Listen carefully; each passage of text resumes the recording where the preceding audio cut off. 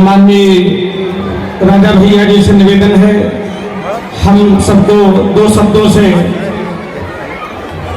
उद्बोधन प्रदान करें।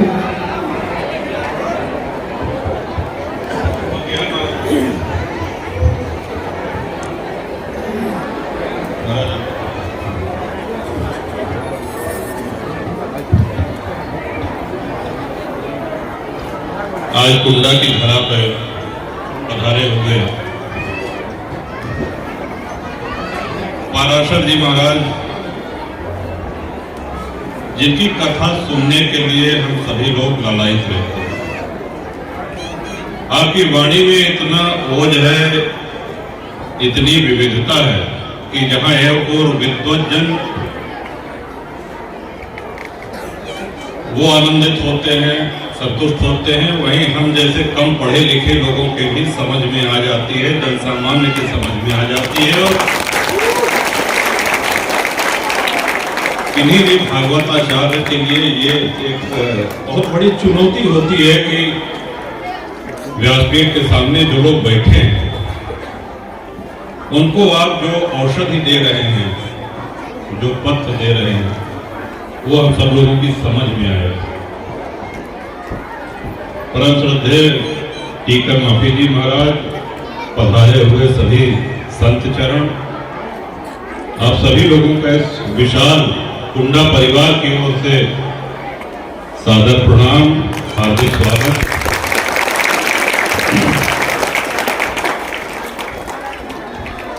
महाराज जी आए हैं, आपका औषधि बताए गए पूरे कथा में आप अपना जीवन कैसे दिए ये पूरा बता करके जा रहे हैं।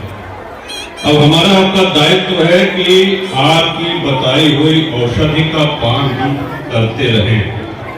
हम प्रजा कहते हैं कि वैद्य बहुत अच्छा है, औषधि भी अच्छी बताई है, लेकिन अगर हम उस औषधि का सेवन न करें तो हमको लाभ नहीं होगा।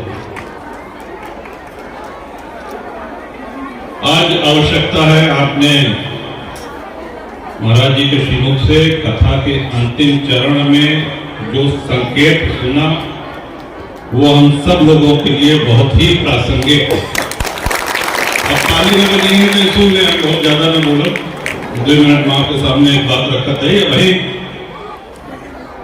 हाल में कुछ दिन पहले की बात है, बिहार में और उत्तर प्रदेश में 2 जगह से गोस्वामी तुलसीदास जी महाराज के लिए अपमानजनक बयान आए। हम लोगों ने उसको सुना, कुछ लोगों ने उसको व्हाट्सएप पे, ट्विटर पे, सोशल मीडिया पे उत्तर दिया, लेकिन खेद की बात यह है कि इस बयान का जितना प्रतिकार होना चाहिए उतना नहीं हुआ। आपने कथा में सुना होगा कि हमको कर्मठ होना है। ये तो कलयुग है, जब द्वापर रहा तो भगवान श्री कृष्ण से लड़ाई के भरे गधा बन के, अजगर बन के, बकरा बन के, कहा किस रूप में राक्षस आए, सबका मर्दन किया। परित्राणाय साधूनां विनाशाय च दुष्कृतां। तो हम सिर्फ अपने निजी पुण्यार्जन के लिए बैठे रहे मौन होकर के कि साहब हमको मोक्ष मिल जाए, समाज कहाँ जा रहा है, देश कहाँ जा रहा है, उससे हमको कोई लेना देना नहीं। और गोस्वामी तुलसीदास जी महाराज, आज इसमें जितने भी लोग हैं या पूरे भारत में जितने लोग हैं, बताओ कौनो अवसर आ जाता है, खुशी के अवसर हो तो कौनो उपलब्धि हो तो गरीब से गरीब आदमी, जन साधारण, हर बिरादरी का क्या कराता है, अखंड रामायण कराता है।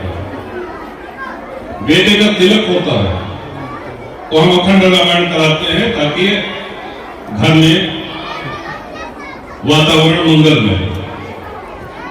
उनकी चौपाई, उनके दोहे, उनके सोखे, उनके दिखाए हुए रास्ते से हम लोगों में से कितने लोगों का कल्याण किया है, कितने लोगों ने तुलसी बाबा के रास्ते पर चल करके भगवत प्राप्ति की है। आज जितने भी महानुभाव हैं, जितने भी पूज्य संत हैं, जितने भी श्रद्धेय कथावाचक हैं, जो व्यासपीठ से श्री राम कथा कहते हैं, वो गोस्वामी तुलसीदास जी की रामचरितमानस को ही आधार बना करके कहते हैं। और ऐसा नहीं था कि तुलसी बाबा को सिर्फ अवधि ही आती थी, वो संस्कृत के प्रकांड विद्वान। पाणिनीय व्याकरण में उन्होंने, जिसको आज की भाषा में कहा जाए कि डिप्लोमा किया,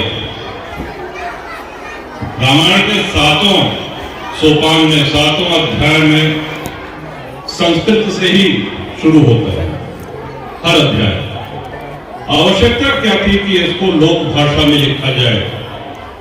बड़ा साहसी निर्णय था तुलसी बाबा का जब उन्होंने ये निर्णय लिया कि हम भगवान श्री राम की महिमा अवधि में गाएंगे, अवधि में सुनाएंगे, लिखेंगे। उसके पीछे एक लोक कल्याण की भावना निहित थी और ये भावना थी कि जिनको संस्कृत नहीं आते हैं, जो विद्वान नहीं है, ऐसे घर घर में प्रभु राम की महिमा पहुंचनी चाहिए और उसमें पूरी तरीके से सफल हो। इसकी अवधि में नहीं श्री रामचरितमानस लिखी गई, उनको संस्कृत नहीं आती थी और इसके लिए तत्कालीन रूढ़िवादी ब्राह्मणों का बड़ा विरोध भी झेलना पड़ा उनको, क्योंकि ये पहली बार हो रहा था कि ईश्वर की महिमा का गायन देव भाषा संस्कृत के अतिरिक्त अन्य किसी भाषा में हो रहा था। तो उस समय अपने जीवन काल में उन्होंने विरोध झेला, क्योंकि उन्होंने श्री रामचरितमानस की रचना हम सभी जन सामान्य के लिए करी जिनको संस्कृत नहीं आती है, जिनको ये अवसर नहीं मिला कि हम संस्कृत का अध्ययन कर सके।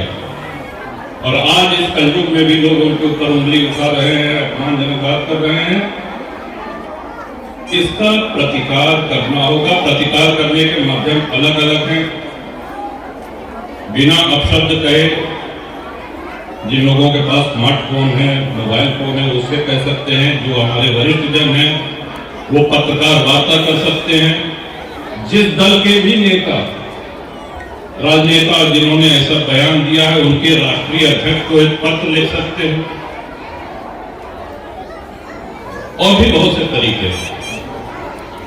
लेकिन हाँ, सनातन संगठित हो चुका है, जागरूक हो चुका है। इसका संदेश अब समस्त भारत में, समस्त विश्व में जाना ही होगा। आज इतनी अच्छा आयोजन, इतना सुंदर आयोजन किया है, इसका लाभ आने वाली पीढ़ियां भी इसी तरह से भगवान की कथा का आनंद ले सके, रस ले सके, ऐसा भारत हमको निर्माण करना है। और एक बार पुनः यजमान परिवार आदरणीय दिनेश सिंह जी, आदरणीय कमलेश जी, बबलू, उनके समस्त परिवार के लिए हम सभी लोगों की तरफ से ढेर सारी शुभकामना। और पराशर जी महाराज को तो हम पता करते रहे कि कब कहाँ कथा है, वहीं 10-15 दिन पहले फिर पूछते रहे कि कब होता है। महाराज जी तो बड़ा सहयोग, बड़ा सुखद संयोग है महाराज। और हमारा सौभाग्य रहा तो इसी अवधि में एक बार पुनः हम आपके दर्शन करने आएंगे। फिर अपने समस्त परिवार की ओर से जमुना कहेगा ध्यान रखिए। भगवानों देखा थे ना, जैसे महाराज जी कहे कि भाई एक बात सुंदरता देखते हैं, वो अंतर्यामी है, वो अंतर से देखते हैं। तो हम सिर्फ भगवान राम का नाम लेके, भगवान श्री कृष्ण का नाम लेकर के लाभान्वित होना चाहते हैं, या हमारे अंदर ये साहस भी है, ये क्षमता भी है कि कोई हमारे आराध्य को, कोई हमारे ईश्वर को, कोई हमारे संतों को अपमानित करेगा तो हमारे अंदर प्रतिक्रिया करने का साहस भी है। अब प्रतिक्रिया करने का समय आ गया। प्रतिक्रिया का प्रकार क्या हो ये भी नहीं होगा, इस पर अवश्य चिंतन करें, ताकि इस तरह से विवादित बयान देकर के और अपनी राजनीति चटकाने वाले राजनेता किसी भी संत, किसी भी महात्मा के विरुद्ध ऐसी अपमानजनक उद्गार दोबारा व्यक्त करने का साहस न कर सके। इन्हीं शब्दों के साथ एक बार पुनः आप सभी को महाराज जी की श्रीमद् भागवत कथा मंगलमय हो, आपका जीवन सफल हो, आनंद मंगल से हो। प्रभु श्री राम से यही कामना है, यही प्रार्थना है। बहुत बहुत धन्यवाद।